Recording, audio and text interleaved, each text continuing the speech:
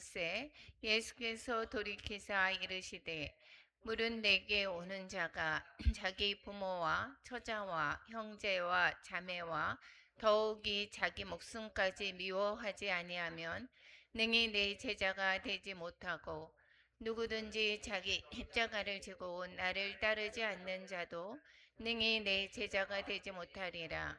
너희 중에 누가 망대를 세우고자 할진대 자기의 가진 것이 준공하기까지 그 비용을 계산하지 아니하겠느냐? 그렇게 아니하여 그 기초만 쌓고 능히 이루지 못하면 보는 자가 다 비웃어 이르되 이 사람이 공사를 시작하고 능히 이루지 못하였다 하리라. 또 어떤 사람이 다른 인과 싸우러 갈 때에 먼저 앉아 1만 명으로서 저 2만 명을 거느리고 오는 자를 대적할 수 있을까 헤아리지 아니하겠느냐? 만일 못할 터이면 그가 아직 멀리 있을 때에 사신을 보내어 화친을 청할지니라. 이와 같이 너희 중에 누구든지 자기 소유를 버리지 아니하면 능히 내 제자가 되지 못하리라. 소금이 좋은 것이나 소금도 만일 그 맛을 잃으면 무엇으로 짜게 하리요? 땅에도 거름에도 쓸데없어 내버리느니라. 들을 귀가 있는 자는 들을지어다 하시니라. 아멘. 예, 오늘은 누가복음 14장입니다. 누가복음 14장은 역시 예루살렘으로 가는 길목 중에 베다니에 도착해서 그 주변의 마을과 그 주변의 사람들에게 가르치는 내용 중에 하나입니다. 이 베단이다라고 하면 마르다와 마리아의 집이 있는 그러한 부근입니다. 예루살렘에서 가까운 그러한 곳이다라는 것을 볼 수가 있습니다. 오늘도 예루살렘 주변 베다니 주변에서 사역하고 있을 때에 13장에서도 그렇고 13장에서는 하나님의 나라를 준비하는 삶에 관해서 말씀하고 있었습니다. 하나님의 나라를 준비할 때는 회개가 필수라고 하는 그러한 경고를 해주셨고 하나님 나라는 성장한다. 우리가 작은 그 겨자씨 하나가 큰 나무가 되듯이 이러한 모든 것들이 하나님의 나라를 성장하는 것을 말씀하고 있었습니다. 그리고 구원의 길이 좁다는 그러한 가르침이 13장에 있었다면 14장에서는 하나님의 나라를 살아가는 사람이 어떠해야 되는지를 말씀하고 있습니다. 즉 오늘 높이 앉지 말고 말석에 앉아서 이러한 내용으로 겸손을 실천하라고 하는 내용을 말씀하십니다. 그리고 가품이 없는 나눔을 행하라라고 얘기를 하고 있습니다. 그리고 자기 십자가를 지고 제자가 되라고 하는 말씀이 14장의 전반적인 내용입니다. 배경에서는 오늘 14장에서 예수님께서 바리새인의 집에서 식사하시며 주신 말씀인 것입니다. 한 바리새인 지도자의 집에서 떡 잡수시러 들어가시니 이렇게 말씀하고 있죠. 당시 바리새인들은 종교적으로 되게 경건했던 것을 알 수가 있습니다. 그런데 실제 삶에서는 교만하고 자기의 의를 드러내는 그러한 사람들이 바로 바리새인들이었습니다. 예수님은 식탁에서 일어난 여러 사건들을 통해서 하나님의 나라 백성이 어떻게 살아가야 하는지를 보여주고 있습니다. 1절부터 11절까지 높아지려 하지 말고 낮아지라라고 하는 겸손을 가르치고 있습니다. 안식일에 예수님께서 바리새인 지도자의 집에서 식사하는 장면이라고 말씀을 드렸습니다. 그곳에 수종병이 환자가 있었습니다. 수종병이라고 하는 것은 복부에 물이 차서 심장이나 신장이나 간장 등에 압박하고 몸이 붓는 병입니다. 이것은 그 당시에 치료가 쉽지 않았습니다. 그런데 이 예수님이 고쳐준 그때가 바로 안식일이다라는 것입니다.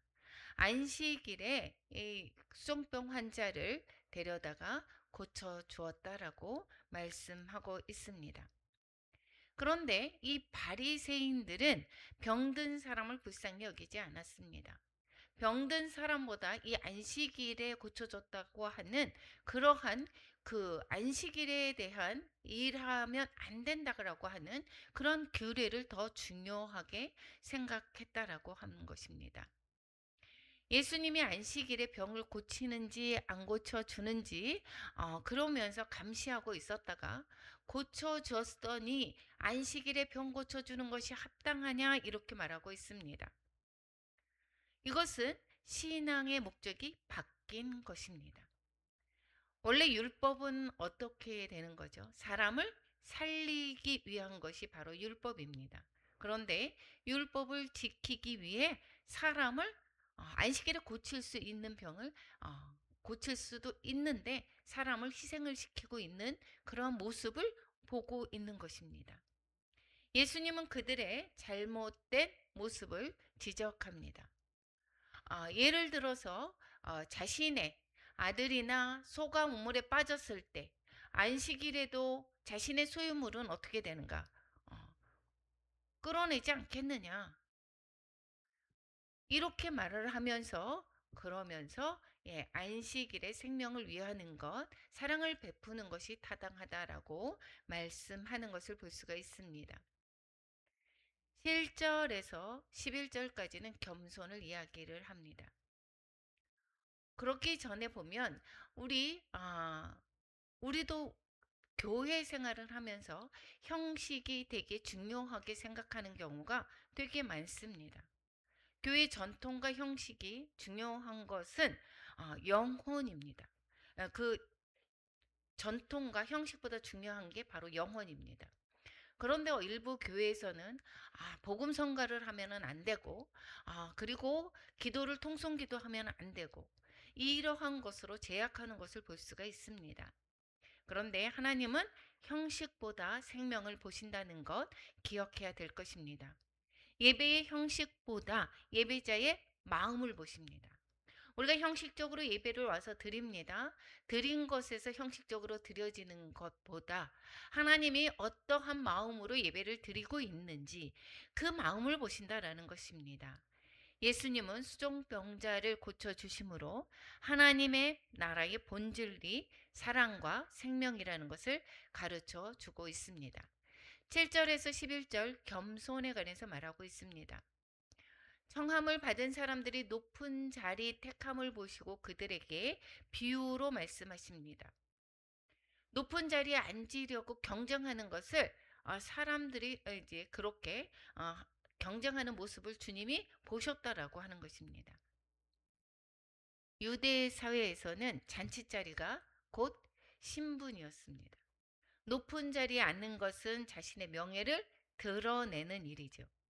그래서 사람들은 좋은 자리를 차지하려고 했습니다.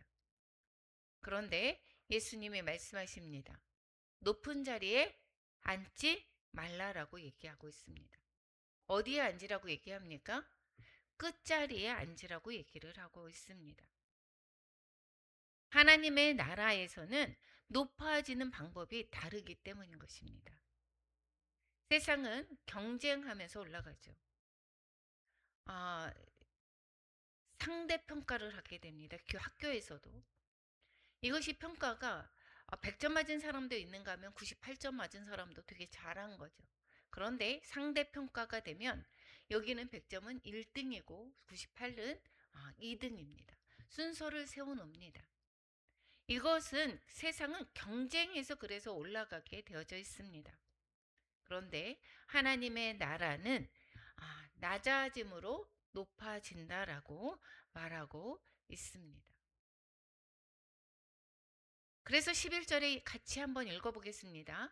무릇 자기를 높이는 자는 낮아지고 자기를 낮추는 자는 높아지리라. 그래서 하나님의 나라는 낮아지는 것이 곧 높아지는 것이다라고 말씀을 하고 있고 예수님 자신도 친히 그 길을 가셨죠. 빌립보서 2장 우리가 6절 7절 같이 한번 읽어보겠습니다. 그는 근본 하나님의 본체시나 하나님과 동등됨을 취할 것으로 여기지 아니하시고 오히려 자기를 비워 종의 형체를 가지사 사람들과 같이 되셨고 십자가에까지 순종하셨다라는 것을 우리는 알 수가 있습니다. 그런 뒤에 하나님이 그를 지극히 높이셨다라고 말씀하고 있습니다. 겸손은 자신을 무가치하게 보는 것이 아닙니다. 하나님 앞에서 자신의 위치를 정확히 아는 것이 바로 겸손인 것입니다. 우리가 그러면 교회 안에서도 마찬가지가 되겠죠. 직분이 높다고 높아지는 것이 아니다라는 것이죠. 그러니까 섬길수록 높아진다라고 말씀하고 있습니다. 낮아질수록 하나님께서 사용하신다라는 것입니다. 이 빈부의 격차가 있는 것은 내가 왜 그런 일을 해? 우리가 충분히 할 수 있는 것도 그래서 그것은 낮고 천한 사람이나 하는 것이야. 그리고 섬기는 것은 오히려 종의 일이라 생각하고 있었던 우리의 과거가 있습니다. 그렇지만 주 안에서는 섬기는 자가 오히려 높아진다라고 말씀하고 있고 낮아질수록 오히려 하나님께서 사용하신다라는 것을 알 수가 있습니다. 12절에서 24절까지 계산이 없는 사랑을 실천하라고 말씀하고 있습니다. 예수님은 잔치의 주인에게 말씀하고 있습니다. 친구나 형제나 이웃을 청하지 말라 12절에 말씀하고 있죠. 이 말은 어떠한 거냐? 그들만 초청하지 말라는 것이 아닙니다. 당시 사람들은 자신의 사회적인 위치를 높이기 위해서 잔치를 이용합니다. 초대하면 나중에 나도 다시 초대받을 수 있는 사람만 부르게 됩니다. 그러나 예수님은 그렇게 말씀하지 않습니다. 가난한 자들과 누구를 얘기합니까? 13절 같이 읽어보겠습니다. 13절과 14절 같이 읽어보겠습니다. 잔치를 베풀거든 차라리 가난한 자들과 몸 불편한 자들과 저는 자들과 맹인들을 청하라. 그리하면 그들이 갚을 것이 없으므로 내게 복이 되리니 이는 의인들의 부활 시에 내가 갚음을 받겠음이라 하십니다. 가난한 자들과 몸 불편한 자들은 우리가 혜택을 그들이 도움을 받았습니다. 그런데 내가 가진 것이 없기 때문에 다시 갚을 수가 없게 된다는 것이고 그것이 진정한 사랑을 베푼 것이라고 볼 수가 있다는 것이고 이것은 오히려 부활 시에 하나님께서 갚으신다라고 말씀하고 있습니다. 우리가 그렇습니다. 하나님께 갚을 것이 우리가 없습니다. 하나님께 우리는 은혜를 받았죠. 값없는 사랑을 받았습니다. 우리가 예수님의 죽으심으로 말미암아 피값으로 말미암아 우리는 구원을 받은 자입니다. 그런데 그 사랑을 우리는 갚을 수가 없습니다. 하나님이 우리를 이렇게 사랑하셨듯이 우리도 그같이 사랑하라고 말씀하고 있습니다. 그래서 교회가 할 사역이 바로 이것이다라는 것이죠. 갚을 수 없는 사랑을 하라는 것입니다. 갚을 수 없는 사람에게 사랑하는 것, 아무 대가 없이 섬기는 것. 이것이 바로 복음이라는 것이죠. 내가 그런데 세상 가운데서는 내가 이렇게 했는데 그 사람이 어떻게 나한테 이렇게 해? 우리가 보응이 없을 때에 그런 것을 어떻게 해요? 우리는 실망하고 상처를 받게 됩니다. 그런데 하나님은 하나님이 우리를 사랑하셨듯이 우리도 다른 사람을 이렇게 사랑하라라고 말씀하고 계시는 것입니다. 여기서 예수님은 유명한 큰 잔치를 비유를 들어서 설명하고 있습니다. 어떤 사람이 큰 잔치를 준비했습니다. 그래서 이미 초청장을 보냈습니다. 그리고 초청장을 보냈기 때문에 그들은 잔치가 있는 것을 압니다. 그랬을 때에 모든 준비가 끝나자마자 종을 보내서 말합니다. 오소서 모든 것이 준비되었나이다. 이렇게 얘기합니다. 이게 지금 식탁 자리에서 처음에 식탁 자리에서 이 계속해서 말씀하는 것입니다. 가르치는 거죠. 유대인의 이제 바리새인의 집에 들어갔다라고 얘기했습니다. 거기에서 계속 생명과 사랑을 얘기하고 겸손을 얘기합니다. 겸손을 얘기를 했을 때에 여기에서 다시 유명한 큰 잔치 비유를 들어서 주님이 말씀하고 있습니다. 계산 없는 또한 사랑을 실천하라라고 하는 내용을 말씀하는 거죠. 그런데 놀라운 일이 벌어집니다. 사람들이 잔치에 초청을 미리 했고 준비를 다 해놨는데 그러면 종이 가서 이야기했을 때 오면은 되는데 오소서 모든 것이 준비되었습니다라고 이야기를 하는데 다 일치하게 사양합니다. 사람들이 핑계를 대기 시작합니다. 뭐라고 핑계합니까? 첫 번째 사람은 여기에서 밭을 샀습니다. 밭을 샀습니다. 그래서 나는 아무래도 못 가겠습니다. 그리고 또 한 사람은 소 5결의를 샀습니다. 그렇기 때문에 그 소를 시험하러 가야 되기 때문에 나도 못 갑니다. 세 번째 사람은 장가 들었습니다. 그러므로 가지 못하겠습니다.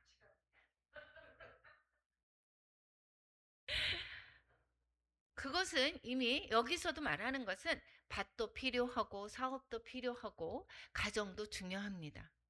이 핑계들이 모두 악한 것이 아니라는 것이죠. 그런데 문제는 그것들이 하나님보다 더 중요하다라는 것. 중요해졌다라고 하는 것, 이것이 문제라는 것입니다. 우리가 사탄이 우리를 악한 것으로 우리를 넘어뜨리지 않습니다. 좋은 것으로도 우리를 어떻게 해요? 하나님께서 멀어지게 만듭니다. 우리가 초청을 하죠. 이런 일은 우리도 많이 듣지 않았습니까? 우리 창립주일인데 완전 와서 우리 같이 예배를 드립시다 라고 했을 때 나는 결혼식이 있습니다. 나는 돈 벌러 가야 됩니다. 아기를 보아야 됩니다. 이러한 여러 가지 핑계를 댑니다. 그렇기 때문에 이것은 바로 그것이 중요하지 않다라고 하는 것이 아니라 하나님보다 먼저 중요하게 생각하는 것. 하나님이 그것보다 중요하지 않다라고 하는 것. 이것이 바로 문제라는 것입니다. 결국 초청받은 사람들은 잔치에 들어가지 못하게 되죠. 반면에 누구를 데리고 옵니까? 거리에 가난한 사람들이 들어가게 됩니다. 여기에서 그래서 가난한 자들과 몸 불편한 자들과 맹인들과 저는 자들 그들 대신에 또 강권해서 데리고 내 집을 채우라고 말씀하시면서 뭐라고 얘기합니까? 전에 청하였던 그 사람들은 하나도 잔치를 맛보지 못하리라 말씀합니다. 이렇게 이 비유는 복음의 역사를 말하고 있습니다. 이스라엘을 먼저 택했죠. 하나님은 그런데 이스라엘의 거부함으로 말미암아 이방인들에게 복음을 열어 주셨다라는 것을 말씀하고 있습니다. 우리도 동일한 초청을 받고 있습니다. 문제는 초청이 아니라 응답이다라는 것입니다. 오늘도 두 분이 전도를 나갔습니다. 누군가를 초청을 하죠. 근데 초청에 했을 때에 그것이 초청받는 것이 문제가 아니라 응답이 문제라는 것입니다. 그래서 우리는 예배보다 중요한 것이 많아지면 안 된다라는 것이고 주님보다 소중한 것이 많아지면 안 된다라는 것이고 하나님의 나라보다 앞서는 것이 있으면 안 된다라는 것을 오늘 말씀에서 가르쳐 주고 있습니다. 25절에서 35절까지 보게 되면 제자의 길은 헌신의 길이다라는 것을 말씀하고 있습니다. 14장의 핵심은 이 지금 마지막 부분에 있습니다. 수많은 무리가 여기에 함께 갈세 이렇게 얘기를 하고 있습니다. 예수님을 수많은 무리가 이제 식사 자리에서 나와서 무리가 많이 예수님을 따라왔습니다. 그러나 예수님은 사람을 모으는 것에 보다는 진짜 제자를 찾으시는 것입니다. 예수님의 기자와 이적을 바라고 쫓아오는 그 사람들을 바라는 것이 아니라 진짜 제자를 찾고 계신다라는 것입니다. 그러면서 이제 예수님은 예루살렘에 올라가서 십자가에 달려 돌아가십니다. 그러기까지 마지막까지 제자들의 길을 설명하고 있습니다. 그러면서 매우 강한 말씀으로 말씀하고 있습니다. 여기에서 25절에서 27절에서 보면 누구든지 자기 십자가를 지고 나를 따르지 않는 자도 능히 내 제자가 되지 못하리라 라고 말씀하고 있습니다. 예수님을 믿는 것은 단순히 교회에 다니는 것이 아니다라는 것을 말하고 있죠. 제자가 되라고 얘기를 하고 있습니다. 제자가 되는 것은 무엇이죠? 예수님이 따르는 길, 예수님이 가는 길을 따라가는 것입니다. 제자는 자신의 삶 전체를 주님께 드리는 사람이 바로 제자입니다. 이 지금 제자의 설명을 망대를 세우는 사람과 전쟁을 준비하는 왕의 비유를 통해서 가르쳐 주고 있습니다. 망대를 세우는 비유에서 보게 되면 너희 중에 여기에서 그 건축을 할 때, 건축 사업을 할 때 어떻게 한다고 얘기합니까? 계산을 해보지 않겠느냐. 그렇지 않고 기초만 쌓고 만약에 계산을 하지 못했다, 비용을 계산 제대로 못했다면 기초만 쌓고 그리고 이루지 못하면 사람들이 비웃지 않겠느냐라고 말하고 있습니다. 이것은 당시에 헤롯 가문이 무분별한 건축 사업을 벌려놓고 제대로 완공되지 못한 건축물들이 있었습니다. 그래서 사람들의 비웃음거리가 되었습니다. 우리도 우리 지방을 가거나 어디를 갈 때에 건축을 해놓고 거기에 계산을 못합니다. 여기 사람들이 올 것인지 어떤 다른 계산적인 것들이 또 비용 같은 것을 계산하지 못하고 기초만 쌓아놓고 있다가 흉물스럽게 내버려둔 그러한 건물들을 볼 때 오히려 경치를 망치고 저게 어떻게 무분별하게 저렇게 했을까라고 사람들이 비웃게 됩니다. 계산도 하지 않고 시작하면 중간에 포기하게 되는 것입니다. 신앙도 마찬가지라는 것이죠. 감정으로 시작해서는 안 됩니다. 끝까지 갈 각오를 해야 되는 것입니다. 나 옛날에 교회를 다녔어. 이거가 필요가 없다라는 것입니다. 이 사람이 공사를 시작하고 능히 이루지 못하면 비웃듯이 우리도 신앙의 길을 시작했을 때 끝까지 가야 할 갈 수 있도록 해야 된다라고 하는 그러한 각오가 필요하다라는 것을 망대의 비유로 말씀하고 있습니다. 전쟁하는 그 지금 왕의 비유를 통해서도 또한 말씀하고 있습니다. 어떤 임금이 싸우러 갈 때에 거기에서 우리는 1만 명이고 2만 명을 거느려 오는 상대를 대할 때 어떻게 합니까? 거기에 쓸 때에 사신을 보내서 우리가 질 것 같으면 화친을 해서 우리가 손해를 보지 않아야 되지 않겠느냐 이 얘기입니다. 그러면 이때는 이 비유는 헤롯 안티파스가 이복 동생 헤롯 빌립 1세의 아내 헤로디아를 자신의 아내로 취했었던 것을 우리는 기억할 것입니다. 그래서 세례 요한이 이를 비판했었죠. 그러자 요한은 이로 인하여서 죽임을 당하게 됩니다. 헤롯 안티파스는 헤로디아와 결혼하기 위해서 첫 번째 부인과 이혼하게 됩니다. 첫 번째 부인은 아라비아 왕 아레타스의 딸이었습니다. 그렇기 때문에 이 일로 분노한 아라비아 왕과 헤롯 안티파스 사이에 전쟁이 일어나게 됩니다. 그런데 이 지금 헤롯이 이 전쟁에서 참패를 하게 된다라는 것입니다. 헤롯이 자신이 포기해야 할 것을 포기했다면, 헤로디아를 포기했더라면, 그리고 첫 번째 부인과 이혼하지 않았다면 전쟁에 피하지 않을 수 있었다라는 것이죠. 전쟁의 첫 번째 비유와 똑같습니다. 전쟁을 앞두고 심사숙고해서 포기할 것을 포기할 때에 패배하지 않음을 알려주고 있습니다. 그러면 우리가 제자 되는 길을 이 비유에서 말씀하고 있다라고 하는 것은 우리가 제자 될 때, 제자 주님을 따라가는 길에 우리가 버리지 못할 것을 버리지 않는다라고 하면 제자의 길을 바르게 갈 수가 없다라는 것이죠.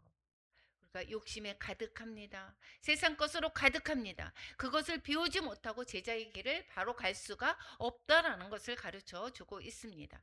주님의 제자가 되기 위해서는 버려야 할 것이 있다라는 것이고, 그 버려야 할 세 번째 항목과 연관되고 있습니다. 우리가 세 번째 버려야 될 것, 즉 33절 같이 읽어보겠습니다.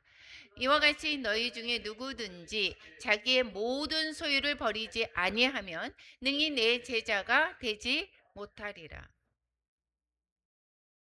자신의 소중한 것을 버리는 자만이 주님의 제자가 될 수 있다라고 말하는 것입니다. 자신에게 힘이 되었던 것을 버립니다. 우리 사도 바울이 뭐라고 얘기했습니까? 세상의 학문도 정말 높은 위치에 있었습니다. 바리새파 중에서 바리새인입니다. 베냐민 지파의 바리새인. 그리고 또 무엇입니까? 로마 시민권을 가진 그러한 능력이 있었던 그러한 사도 바울이었던 것을 우리는 알 수가 있죠. 하나님을 따르기 위해서 무엇이라고 이야기합니까? 이 모든 세상 것을 배설물로 여긴다라고 말하고 있습니다. 자신에게 힘이 되었던 것을 버리고 주님의 힘으로 삼을 때 능히 제자가 될 수 있다라는 것을 가르쳐 주고 있습니다. 제자가 된다면 제자로서의 본분을 잃지 말아야 함을 알려주는 비유가 그 다음 소금의 비유입니다. 맛을 잃은 소금이 되지 말아라라는 것입니다. 소금이 좋은 것이지만 소금이 맛을 잃으면 아무짝에도 쓸모가 없다라고 말하고 있습니다. 제자의 본질은 자기 희생과 헌신, 자기 중심이 아니라 주님께 최우선을 순위로 두고 주님의 일을 해야 하는 것이다라는 것인데, 주님의 일은 사람을 사랑하는 것, 살리는 일, 그러한 본질에서 우리가 벗어난다라고 하면 세상에 비웃음거리가 된다라는 것이죠. 세상에서 왜 기독교인들을 개독교라고 얘기하고 비웃음거리가 지금 되었습니까? 제자의 본질을 잃어버렸기 때문인 것이죠. 소금이 제맛을 잃었듯이 그리스도인이 이 지금 우리의 본분을 잃어버린 것이죠. 그리스도인은 주님께 최우선을 두는 것이고 주님의 일을 해야 되는 것입니다. 내가 희생해야 되는 거고 헌신해야 되는 것입니다. 그런데 교회 다녀 나 예수님을 믿어라고 하면서도 어떻게 하죠? 내 입속을 차립니다. 할 수만 있다면 수단과 방법을 가리지 않고 내 부를 축정하는데 너무도 혈안이 되어 있습니다. 이러한 사람들을 보면서 지금 세상에서 기독교인을 조롱하는 것입니다. 주의 일은 사람을 사랑하는 거고 살리고 사람에게 우리가 나 우선이 아닌 다른 사람을 중심으로 보고 살아야 된다라는 것이죠. 소금이 짠맛을 내야 합니다. 짠맛의 본질을 잃으면 더 이상 소금이 아닙니다. 땅에도 걸음에도 쓸모가 없습니다. 제자 역시 그렇다라는 것이죠. 자기 희생, 헌신의 본질을 벗어나게 되면 주님의 제자가 아니라 사람들의 비웃음거리가 되고 쓸데없는, 쓸모없는 사람이 된다라는 것이죠. 그래서 우리는 내가 이렇게 했는데 나를 알아주지도 못하네. 내가 정말 화가 나. 이러한 것을 말아야 된다라는 것이죠. 주님이 알고 계시고 주님이 갚으신다라는 것이고 우리는 할 수만 있다면 내 모든 것을 바쳐서 헌신해야 되고 이웃을 사랑해야 되는 것입니다. 이것이 그리스도인의 본질이고 제자의 본질인 것입니다. 오늘 말씀을 통해서 나를 돌아보았으면 좋겠습니다. 나는 겸손한 사람인가? 오늘 주님이 말씀하셨던 그런 내용처럼 나는 겸손한 사람인 것인가? 나는 계산 없는 사랑을 실천하고 있는가? 내가 사랑을 한다라고 하면서도 주판을 계산하고 있습니까? 하나님과 오히려 계산하고 있습니까? 내가 이렇게 헌금을 해서 내가 이렇게 헌신했는데 나를 뭘로 보고 이러는 경우가 우리는 없는지 돌아봐야 될 것입니다. 나는 진정한 제자로 살고 있는가? 선 사랑과 헌신을 하고 있는지, 주님의 가신 길을 우리도 따라가고 있는지 다시금 돌아보아야 될 것입니다. 하나님의 나라는 교만한 사람이 들어가는 것이 아니라 겸손한 사람이 들어갑니다. 하나님의 나라는 핑계대는 사람이 누리는 나라가 아니라 순종하는 사람이 누리는 나라입니다. 하나님의 나라는 구경꾼이 아니라 제자가 누리는 나라다라는 것입니다. 오늘도 주님은 우리를 초청하십니다. 모든 것이 준비되었으니까 오라. 그 부르심 앞에 믿음으로 응답하며 십자가를 지고 주님을 따르는 우리 모두가 되시기를 축원합니다. 우리 찬양하고